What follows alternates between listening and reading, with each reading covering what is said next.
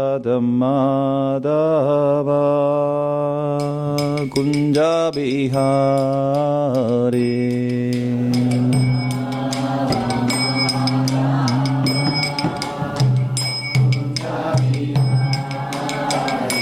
Jaya Radha Madhava Kunja Bihari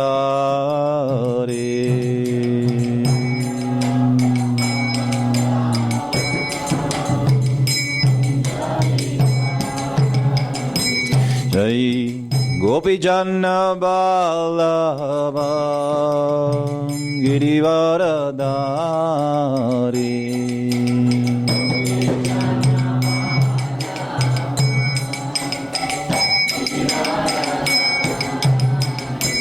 Jai Gopi Janna Ballabha Girivaradari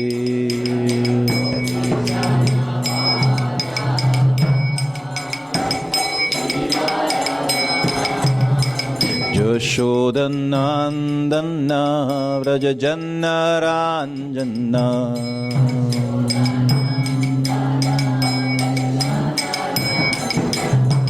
Yashodanandana Vrajajanna Ranjana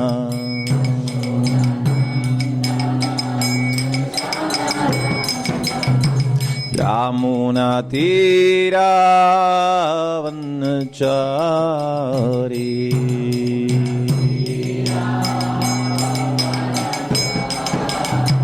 Yamuna Tira Vanachari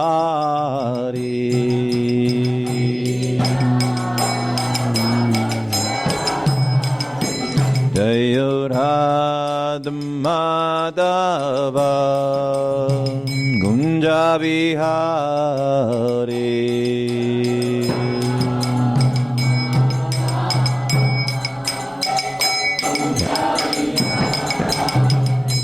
Jai Gopi Janna Ballabha Girivaradari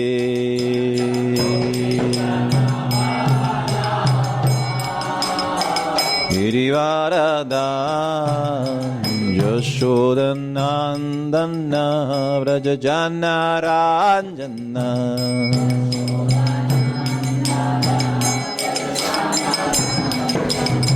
Yamuna Tira Vanachari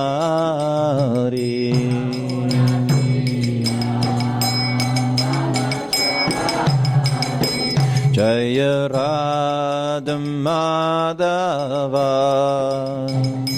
Jai Kunja Bihari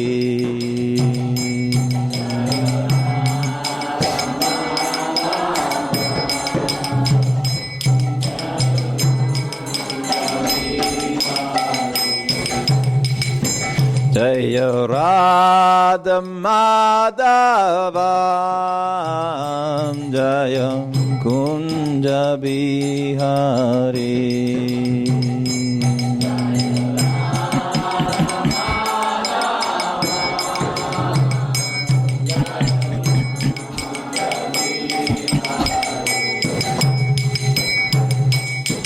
Hare Krishna, Krishna Krishna, Hare Hare, Hare Rama, Rama Rama, Hare Hare.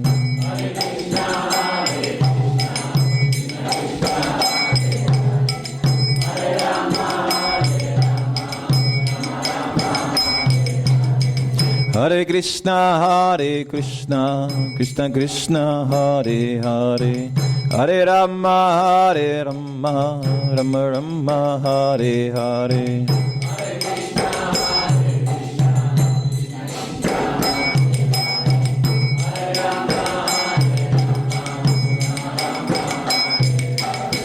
Hare Krishna, Krishna Krishna, Hare Hare, Hare Rama, Rama Rama, Hare Hare.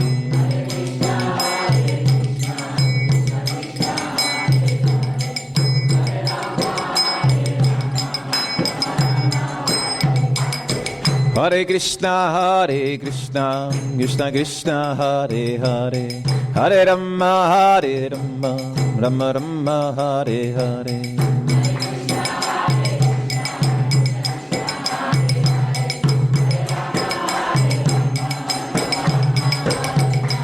Hare Krishna, Krishna Krishna, Hare Hare, Hare Rama, Rama Rama, Hare Hare.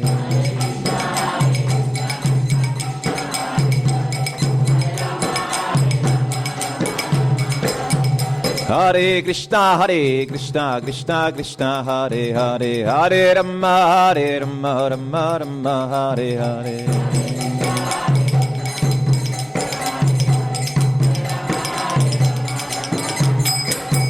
Hare Krishna, Krishna Krishna, Hare Hare, Hare Rama, Rama Rama, Hare Hare.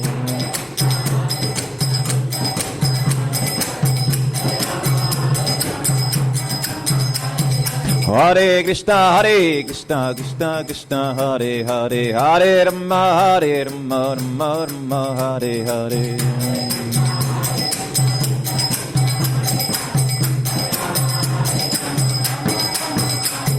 Hare Krishna, Krishna Krishna, Hare Hare, Hare Rama, Rama Hare Hare.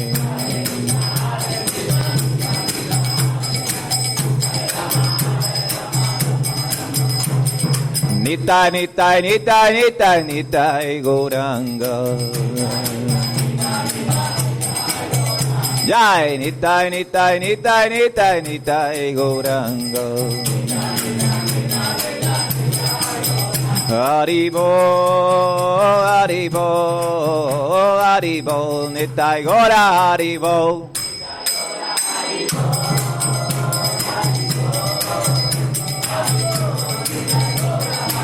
Nitai Gaura Haribo, Haribo, Haribo, Nitai Gaura Haribo, Nitai Gaura.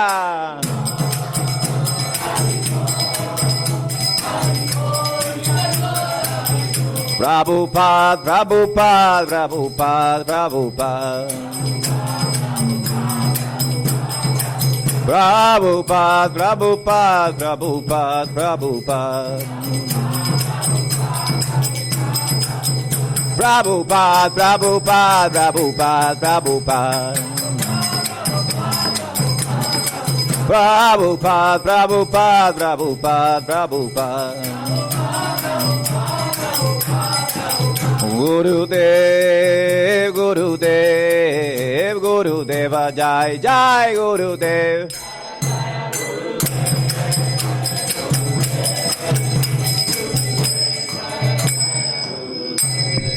Jai Shri Prabhupada ki Ora Premanande Hari Hari Bo.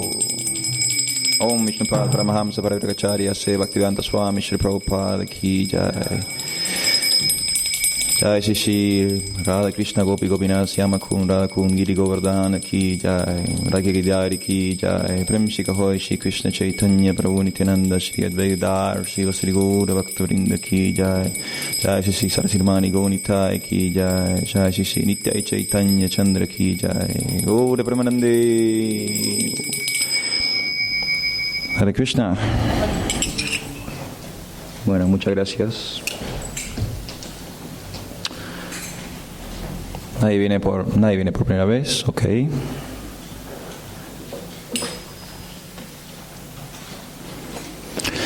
Bueno, muchas gracias a todos por venir. Ustedes son el sector de la población más fiestera, porque tuvieron el after hour de ayer y todavía quieren más. Qué bueno. Es bueno que tengan, hoy a la mañana hablábamos con Madre Vivian de esto, es bueno que tengan esa actitud, porque el mundo espiritual, todo el tiempo decimos que es el lugar donde cada día es una fiesta. Entonces, si no nos podemos bancar 2 fiestas seguidas, no pensemos en ir al mundo espiritual. Entonces, ese deseo tiene que estar. Aunque el cuerpo esté cansado, ¿no? Hablábamos con Madre Govinda, Prabhu, llegué a casa, me desmayé. Bueno, yo también llegué a casa y me desmayé. Creo que todos llegamos a casa y nos desmayamos. Pero el deseo espiritual es tan fuerte en algunas personas santas como ustedes que quieren seguir. Y quieren seguir, quieren tener otro día de fiesta. Y ese deseo es bueno de cultivar, porque ese es el deseo espiritual que nos va a llevar de regreso a casa. Otros deseos, como por ejemplo querer quedarme durmiendo o nada, hoy descanso y demás, son sentimientos que nos van a mantener acá. Entonces, el cuerpo está cansado, todavía estoy bloqueado, dormí poquito, pero uno sigue, no, es el motor tiene que andar. Si el motor anda, el vehículo camina. Este no es el tema de hoy. El tema de hoy es la ciencia de los relacionamientos. Y yo lo voy a tocar desde una perspectiva en particular. Nosotros tenemos a nuestro líder congregacional, que es Sriman Mahajan Prabhu, que él tiene un libro muy interesante sobre los relacionamientos. Entonces yo no voy a entrar en ese terreno. Entre bomberos no nos vamos a pisar la manguera. O entre Vaishnavas no nos pisamos el dhoti. Sería quizás más acorde, pero ese es un libro excelente que yo les recomiendo a todos ustedes leer, Entre el cielo y la tierra, sobre los relacionamientos masculinos femeninos, tomando el macrocosmos del masculino femenino como un principio espiritual, Radha Krishna, y el microcosmos de hombre-mujer, que son los géneros o las dualidades que vemos en este plano fenoménico. Yo voy a hablar de los relacionamientos desde otra perspectiva. Esa perspectiva es un concepto que venimos manejando hace ya varias clases desde el comienzo, de hecho, en nuestro profesorado de yoga. El Loft, este centro cultural, está atravesando su tercer año de un profesorado de yoga. Y por la misericordia de mi hermana espiritual, Srimati Govindalila Devidasi, que es la directora del profesorado, tengo la oportunidad de dar algunas clases en la cátedra de filosofía. Y en primer año, lo que yo hago con los chicos de primer año es desconstruir algunos preconceptos que tenemos en Occidente respecto al yoga. Un preconcepto básico es que creer que yoga es como una especie de ejercitación física. Que uno dice yoga y automáticamente piensa en alguien haciendo algún tipo de asana. Pero en su origen o en el sentido cabal, fundamental del término, ese no es el concepto de yoga. Yoga va por otro lado. La palabra yoga significa relación o vínculo o conexión. Y la cultura védica, que es la cultura que creó esta ciencia, la creó específicamente para reconectar o revincularnos con una persona en particular, que es Dios. Entonces el yoga existe para eso. Existe para que nosotros, Hare Krishna Ram, existe para que nosotros reconectemos con Dios. Si tenemos que reconectar con Dios, tácitamente o a priori entendemos que hemos perdido algún tipo de vínculo. Entonces tenemos que volver a relacionarnos con esa persona en particular, esa persona siendo la divinidad. Entonces esa es la esencia del yoga. El yoga en realidad va por ese lado. No tiene que ver con las ejercitaciones o los asanas o las posturas. Todas esas son técnicas muy buenas en la medida que uno quiere avanzar en cierto tipo de meditaciones, pero no son necesarias o estrictamente necesarias para la conexión. Si traemos la palabra yoga a Occidente, hay una palabra que nosotros manejamos bastante y van a ver que la manejamos muy desprovisto del concepto de relacionamiento, que es la palabra religión. La palabra religión viene del latín, significa religare, que significa reunir o revincular, reconectar. Entonces, en ese sentido, La palabra religión que usamos en Occidente es análoga a la palabra yoga. Significan exactamente lo mismo. Cuando pensamos en religión no pensamos en asanas. Por lo general pensamos en la Iglesia Católica. Ahí también cometemos otro error. ¿Sí? Entonces, estos conceptos que manejamos en realidad tienen significados que nosotros, por una razón u otra, nos estamos confundiendo. Entonces, manejamos conceptos confundidos, el conocimiento es incorrecto. Yoga significa conexión, vínculo, en última instancia con Dios. Confirmado.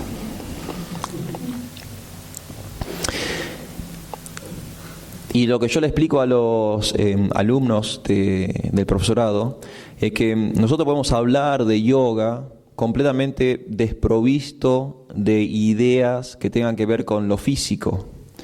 Podemos ver al yoga desde el aspecto de los relacionamientos humanos.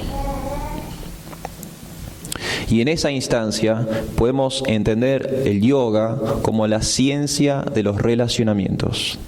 Yo les doy esa definición a los chicos del profesorado de yoga. Yoga es la ciencia de los relacionamientos. Porque si yoga significa conectar, y ese yoga tiene una metodología, entonces significa en la que medida que yo me vincule con los demás, voy a estar haciendo esto, que es justamente practicar una ciencia de los relacionamientos.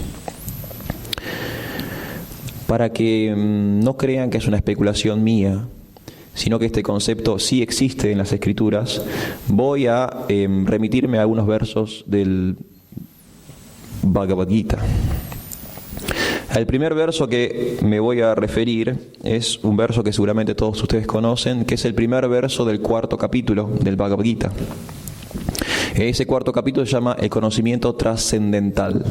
Como su título lo indica, es el momento en que Krishna le imparte a Arjuna un conocimiento un poco más profundo del que ya venían trabajando. Hay conocimiento en el primer capítulo, en el segundo capítulo, en el tercer capítulo, pero en el 4º capítulo, Krishna hace como una especie de trampolín a lo que va a venir después. Porque después, más adelante, en la etapa media del Bhagavad Gita, hay mucha información sobre el Bhakti Yoga, o la devoción, el amor por Dios. Pero hay un anticipo a eso en el 4º capítulo, donde Krishna le muestra un poco cuáles van a ser los temas que vienen después. Es interesante porque Krishna plantea el 4º capítulo desde el aspecto del conocimiento. Y él dice que en realidad la única diferencia que hay entre un concepto y otro es el nivel de conocimiento que se maneja. Después Krishna lo hace más claro en capítulos posteriores al 4º. Pero cuando arranca Krishna hablando en el 4º capítulo, él establece la noción de que el yoga es la ciencia de los relacionamientos. Sí, está en el primer verso del 4º capítulo del Bhagavad Gita. Voy a leer ese primer verso del 4º capítulo. Krishna dice: la personalidad de Dios, el Señor Shri Krishna, dijo: yo le enseñé esta imperecedera ciencia del yoga a Vivasvan, el dios del sol, y Vivasvan se la enseñó a Manu, el padre de la humanidad, y Manu a su vez se la enseñó a Ishvaku. En la traducción, Prabhupada dice esta imperecedera ciencia del yoga. Krishna en el verso original dice Imam Vivashante Yogam. La palabra que él usa es yoga, yogam. Y cuando Prabhupada traduce en la palabra por palabra, dice una vez más yogam, la ciencia de la relación de uno con el Supremo. Interesante. Y esa es la definición original de yoga. ¿Sí? Prabhupada, cuando hace la traducción palabra por palabra, como Prabhupada sabía lo que era el yoga, él pone esa transliteración, el significado correcto exacto. Yoga es la ciencia de la relación de uno con el Supremo.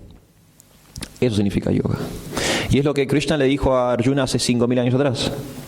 Esto es una ciencia. El significado de ese verso es un significado extenso que va por varios lugares. Al principio, Prabhupada habla sobre los gobernantes, los líderes. y cómo los líderes tienen la obligación de enseñar esta ciencia de los relacionamientos. Porque Prabhupada explica que Vivasvan, Surya, el señor del sol, él es el creador de la dinastía de los Raja Rishis, de los reyes santos. Esta idea de que el sol es el padre de las dinastías aristocráticas está en otras culturas también. Por ejemplo, en América nosotros tenemos la cultura inca. La palabra inca significa el hijo del sol. Entonces el inca, el emperador inca, él era ese regente o ese gobernante porque su linaje, su herencia, remitía directamente a los semidioses. Él era un heredero del dios del sol.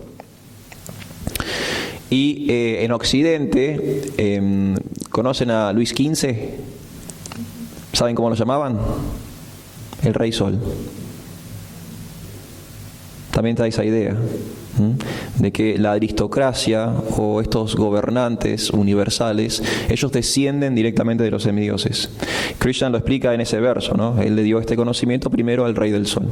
Este primer verso del 4º capítulo también explica la importancia de por qué el sol es tan importante en el yoga. Por ejemplo, si hacen Hatha Yoga, el saludo del sol, Madre Govinda no me dejará mentir, Madre Clarisa también es instructora, el saludo del sol no es una repetición continua en el yoga. ¿Por qué es tan importante saludar al sol si hacemos yoga? Bueno, este primer verso del 4º capítulo nos explica. Porque el primero que recibió el conocimiento yógico fue el sol, el señor del sol. Entonces Prabhupada al principio habla de los gobernantes y cómo ellos tienen la obligación de transmitir esto del mismo modo que lo hizo Vivasvan. Después, Prabhupada entra en cuestiones más como astrológicas, empieza a explicar cuánto duran las eras y cuánto dura la vida de Brahma, etcétera, etcétera, etcétera. Y también habla sobre este tema del yoga en el sentido de un parampara, de una cadena de sucesión de maestros y discípulos, maestros y discípulos, maestros y discípulos. Porque este conocimiento tiene que transmitirse de ese modo. Tiene que haber alguien que tenga el conocimiento, tiene que haber alguien que desee el conocimiento y tiene que haber una relación, maestro-discípulo. Otra vez, un vínculo, un relacionamiento. Si ese vínculo es perfecto, en el sentido de que el maestro expresa tal cual son las cosas y el discípulo acepta tal cual son las cosas, esa cadena no se va a romper y puede durar milenios, como de hecho ha durado nuestra propia tradición. Y ustedes no saben, nosotros, nuestro linaje espiritual desciende directamente de Krishna. Este verso lo explica de esa forma y después los acharyas previos también nos han comentado de que nuestra tradición espiritual comienza con Dios mismo. Si ustedes se fijan en el Bhagavad Gita, al comienzo del Bhagavad Gita está el Guru Parampara, con todos los acharyas o todos los maestros, todas las grandes personalidades que han sido hitos en nuestra tradición, en nuestra cultura. El último de ellos siendo su divina gracia hace Bhaktivedanta Swami Srila Prabhupada. Es interesante porque el Gurú Parampara, tal cual como lo entiende nuestra tradición, no es exactamente una sucesión de maestro-discípulo contemporáneo. ¿Sí? No es que hay un maestro A que le enseña a un discípulo B, que le enseña a un C, a un D. Hay muchos huecos en nuestro Parampara. Pero aún así es fidedigno, porque aunque haya brechas generacionales entre un maestro y otro discípulo, lo que no se alteró, a pesar del hueco, es la información. Entonces se vuelve perfecto. Si nosotros vemos, por ejemplo, ahí nosotros tenemos nuestro Guru Parampara, ¿no? Entonces ahí abajo tenemos todos los acharyas previos. Esa sucesión, hasta Jagannath Das Babaji, es directa. O sea, ahí sí hay maestro-discípulo, maestro-discípulo, maestro-discípulo, maestro-discípulo. Pero si vamos más atrás, estamos hablando que esto viene de Krishna mismo. Si nosotros estudiamos como lo presenta Prabhupada en el Bhagavad Gita, hay huecos. Y quizás un discípulo lo que está tomando es shiksha o instrucción de un maestro que vivió mucho tiempo antes que él. Se mantiene fidedigno, ¿por qué? Porque la información pasa tal cual es y el discípulo acepta tal cual es. Entonces no hay problema, la cadena no se rompe. Entonces, tal cual nuestra cultura espiritual lo entiende, esta relación maestro-discípulo, un poco lo que comentó Mahajan en su última clase, es de instrucciones o shiksha. Si hay un maestro que dice una cosa y hay un alumno que acepta esa cosa, esa relación es perfecta, independientemente de distancias geográficas o tiempos históricos, etcétera, etcétera, etcétera. Un ejemplo práctico, bien occidental. Si una persona hoy lee el Nuevo Testamento y sigue al pie de la letra las enseñanzas de Jesús, es perfecto. El maestro habló, está su enseñanza en el libro. Si el discípulo acepta, aún después de más de 2000 años, esa relación es perfecta. Prabhupada similarmente dijo: yo viviré por siempre en mis libros. Entonces nosotros no tenemos a Prabhupada presente físicamente en este plano hoy, pero tenemos sus enseñanzas. Nosotros aceptamos lo que Prabhupada dice en sus libros, shiksha. Entonces tengo una conexión con él. O mismo con el maestro espiritual. Aunque mi maestro espiritual no esté siempre a mi lado todos los días, mientras que yo siga su vani, su instrucción, yo mantengo esa relación. Sigue encendida. Y puede seguir encendida durante cientos y cientos de años. Prabhupada, de hecho, todo el tiempo estaba diciendo, ¿no?, que él simplemente vino a América para satisfacer a su gurú. Y que hacía todo lo que hacía para satisfacer a su gurú. Editaba libros para satisfacer a su gurú, le predicaba a los occidentales para satisfacer a su gurú, cruzó el océano para satisfacer a su gurú. Y su gurú hacía años que había dejado el planeta. Hacía años que Prabhupada no tenía relacionamiento físico personal con él. Pero estaba el relacionamiento de la instrucción. Y se mantuvo vivo hasta el último instante de la vida de Prabhupada. Y fue el motor que lo impulsó a hacer todas las grandes obras que hizo. Impresionante. Entonces, para comenzar y establecer este tema, capítulo 4, primer verso, Krishna mismo dice que el yoga es una ciencia. Y no cualquier ciencia, es la ciencia de los relacionamientos. Como toda ciencia, tenemos que entender que hay objetivos y medios. Todas las ciencias tienen una meta y tienen una metodología. Tienen un sistema que se practica para alcanzar algún tipo de objetivo. Eso también está en el Bhagavad Gita. El Bhagavad Gita nos enseña que el yoga es una ciencia y también nos enseña cuál sería la meta de esa conexión y cuáles serían las tecnologías o los métodos a aplicar para alcanzar esos objetivos. Voy a hablar primero de los objetivos. Voy a ir al 7.16 del Bhagavad Gita. El capítulo 7 se llama el conocimiento absoluto. Si se fijan, estamos hablando otra vez sobre el conocimiento. Pasamos del conocimiento trascendental al conocimiento absoluto. Otra vez está el mismo tema vigente. Y el texto 16 es un texto que ustedes todos conocen. Dice lo siguiente: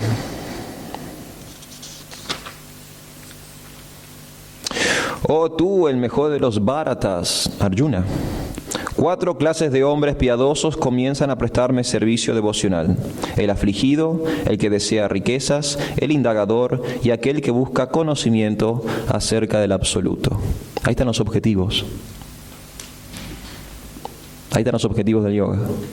Yo busco yoga yo hago yoga, o sea, conecto para dejar de sufrir, para obtener algún tipo de riqueza, para conocer algo o conocer a Dios. Son los objetivos. Krishna, muy interesantemente, dice, primero nombra a los afligidos, porque él sabe muy bien, que la mayoría de nosotros no lo buscamos a él personalmente, sino que simplemente buscamos un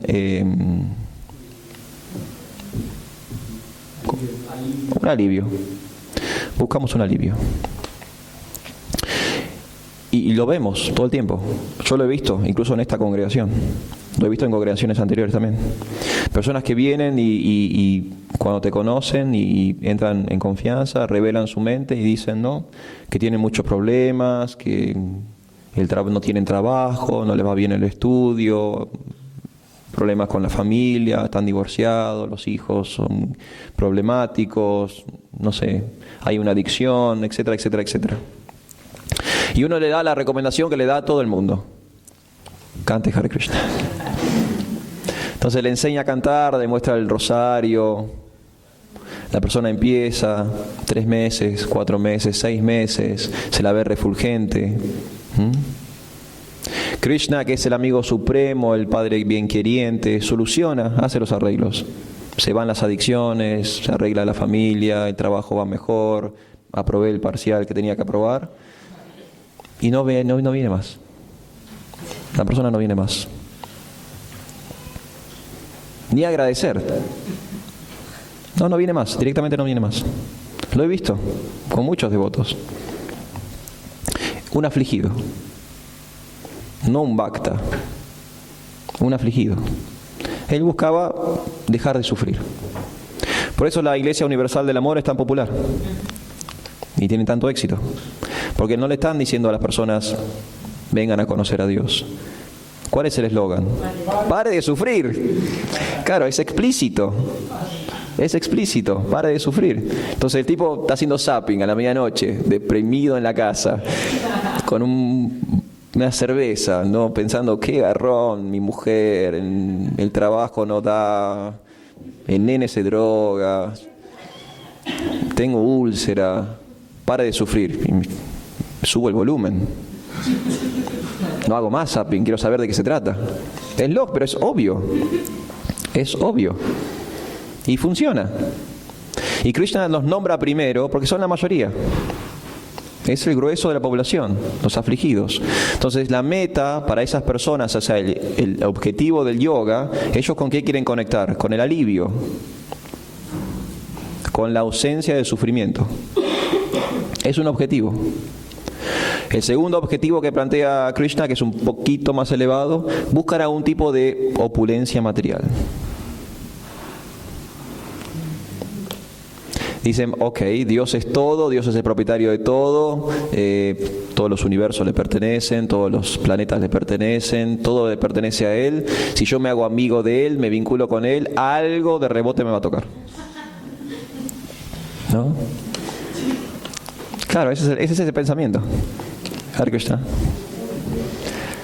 Es como, imagínense que nosotros tengamos, no sé, un amigo multimillonario. O sea, el regalo de cumpleaños, uno espera el regalo de cumpleaños. El regalo de Navidad. De él, claro, nosotros. Pero el de él lo están esperando. Porque es multimillonario, por ahí me toca un Mercedes para el cumpleaños. ¿No? O me toca un viaje al Caribe para Navidad, aquello, porque a él no le cuesta. Y él es mi amigo y de corazón, él tiene esos recursos y me los da.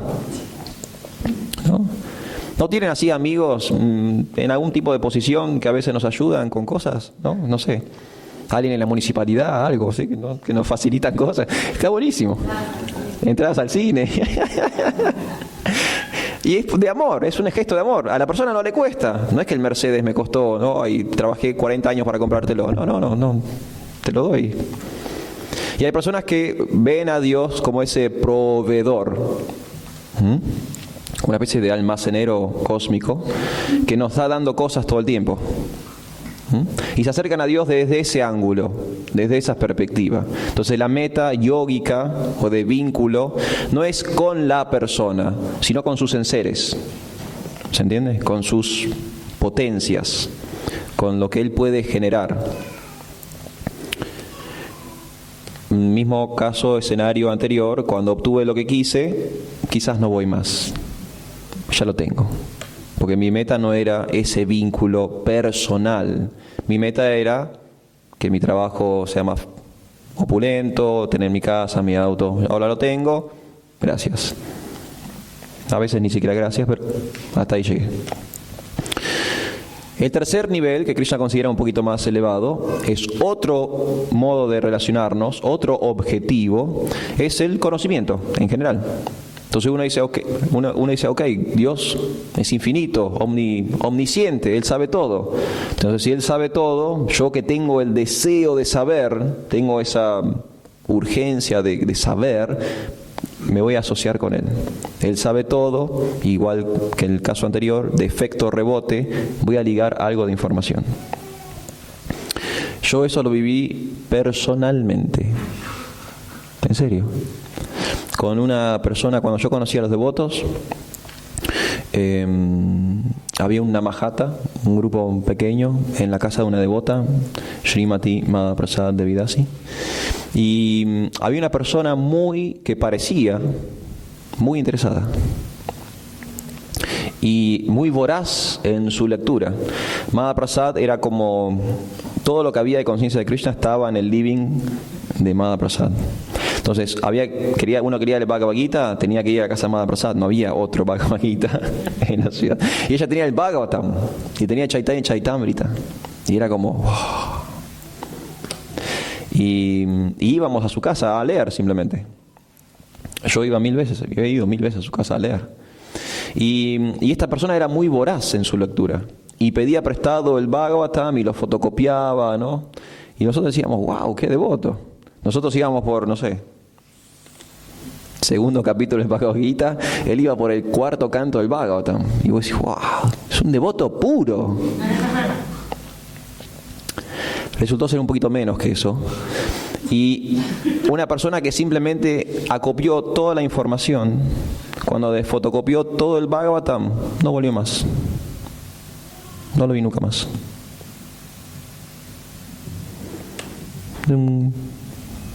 Una persona que buscaba conocimiento. Cuando Madhaprasad no le pudo proveer más conocimiento porque el Bhagavatam se terminó, se fue, desapareció. No lo vimos nunca más. Hasta el día de hoy no lo he vuelto a ver. Un buscador de conocimiento no busca tener una relación personal con Dios, busca tener una relación con lo que Dios sabe.